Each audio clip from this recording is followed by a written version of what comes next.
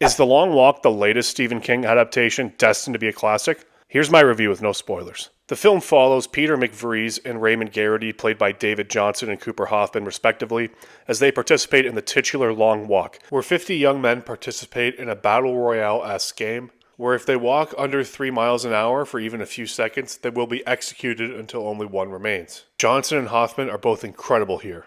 Hoffman adds to his already impressive resume, joining films like Saturday Night and Licorice Pizza. He'll probably end up with an Oscar on his mantle by the time his career is over, just like his dad. David Johnson was a true revelation here. I'm not the world's biggest fan of Alien Romulus, but this performance is on a whole other level. He is very charismatic and very likable.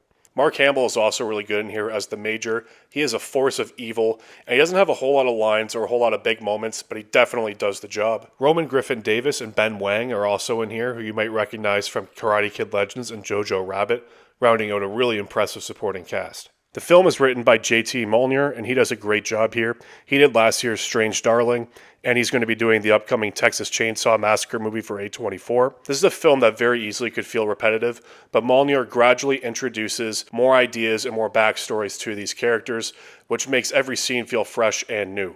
Due to the friendships that bond throughout, there are some incredibly emotional moments as the film progresses. This is one of the first books that King ever wrote, and he was inspired to do so because of the ongoing Vietnam War, and that does translate to the screen here. The movie is also directed by Francis Lawrence, who directed 4 of the 5 Hunger Games films, and this is right up his alley. King said that his one rule for adapting this movie was that they show the kids being murdered, and boy do you ever see them being murdered in this movie. It is pretty gory. It is not for the faint of heart. This movie is not without faults. The sound in the movie is not mixed that well. There are some lines, particularly by David Johnson, that are really hard to make out in the theater.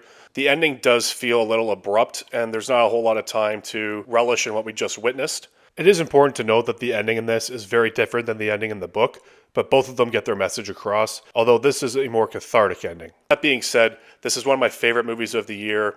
It's one of the all-time great Stephen King adaptations for me. It's not quite on the level of The Green Mile or Shawshank or The Shining, but it sits comfortably in that second tier for me. I'm going to give it a 9 out of 10.